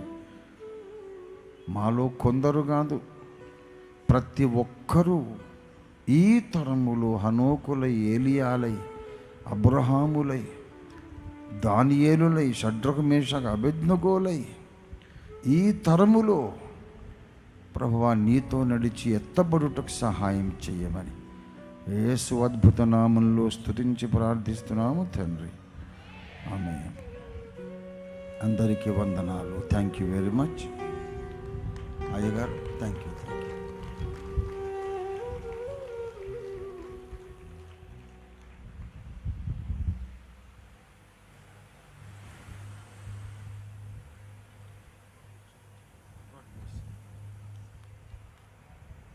దేవుని ఆత్మ ద్వారా అందుకొని మరి దైవ సందేశాన్ని అందించిన దేవుని సేవకులకి, దైవజనులకి, రంజిత్ ఓఫిరాయ్ గారికి ప్రత్యేకమైన వందల అపోస్తులు రంజిత్ ఓఫిరాయ్ గారికి thank you so much pastor గారు. థ్యాంక్ యూ అయ్యా.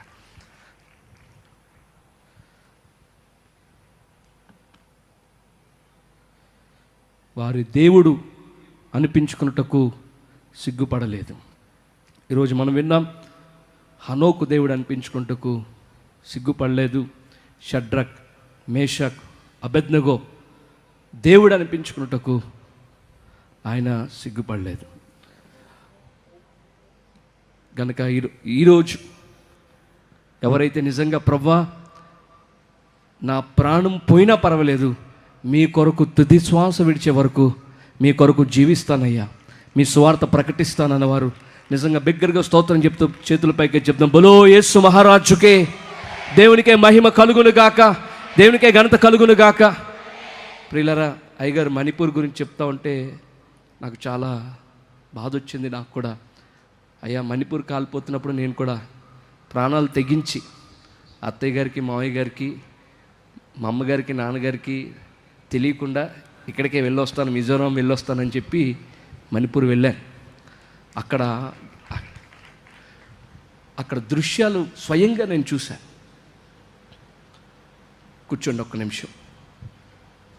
చర్చిలను కాల్చేశారు పిల్లారా. ఒక దగ్గరికి నేను వెళ్ళాను. ఒక యవనస్తుడిని, డేవిడ్ ఠాకూర్ అనే ఒక యవనస్తుడిని తలని ఎలాగైతే మనం చికెన్ షాప్స్లో ఎలా వేలాడదీస్తారో ఆ వ్యక్తిని వేలాడించారు అక్కడ. ఆ ఫొటోస్ చూసి చాలా బాధ అయింది నాకు. ఆ తండ్రి పిచ్చోడైపోయాడండి. అది చూసినప్పుడు నేను అనుకున్నాను, మేము 26 గంటలు ప్రయాణించి కారులో లోయలో, మా ముందు లోయ ఉంది, ఆ లోయలోనే 26 గంటలు ప్రయాణించాము. ఆ లోయలో కారు, మా ముందున్న కారు, స్కార్పియో కారు పడిపోయింది లోయలో. వారు చనిపోయారు. మా ముందు ఒక ట్రక్ ఉంది, అది కూడా పడిపోయింది. మేము కూడా చనిపోతాం అనుకున్నాం. కానీ ఆశ, ప్రభా నీ ప్రజలనైనా, వారు క్రైస్తవులనైనా, వారు ఎంతో హింసలో ఉన్నారు, శ్రమలో ఉన్నారు, వారి కొరకు ప్రార్థన చేయటానికి పంపించి, వారికి సహాయం చేయడానికి పంపించని ప్రేయర్ చేసుకొని వెళ్ళాం నేను, నా స్నేహితులం. ఇలా తిరిగి నేను వచ్చానంటే దేవుని కృపే, నిజంగా దేవుని కృప. ఇంకా నేను అక్కడ వారితో చూస్తూ ఉంటాను స్టేటస్లో, వారి స్టేటస్లు. ఇంకా అక్కడ పరిస్థితులు అలాగే ఉన్నాయి. ప్రార్థన చేయండి. అయ్యా చక్కటి సందేశం ఇచ్చారు.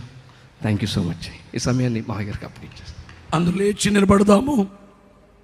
లేచి నిలబడి చేతులు పైకెత్తి గట్టిగా చప్పట్లు కొడదాం. బలో యేసు మహారాజుకు, దేవునికే మహిమ కలుగును గాక. అద్భుతమైనటువంటి సందేశాన్ని మనం విని ఉన్నాము.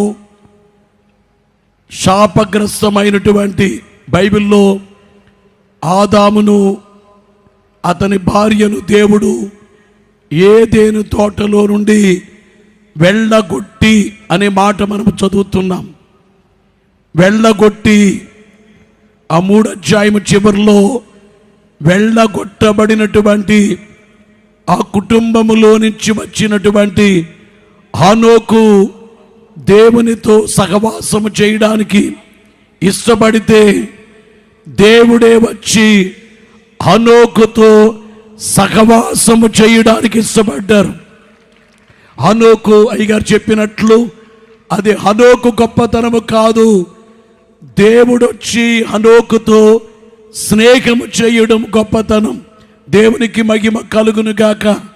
మనమందరము కూడా శాపగ్రస్తులమై ఉన్నాం, మనమందరము పాపులమై ఉన్నాం, మనము చీకటి అయి ఉన్నాము, మనము శత్రువులమై ఉన్నాము, మనము దూరస్తులమై ఉన్నాము.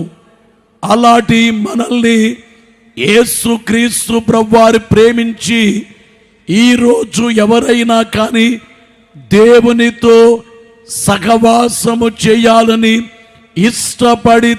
ఇష్టపడితే వారితో స్నేహము చేయడానికి దేవుడు సిద్ధముగా ఉన్నారు.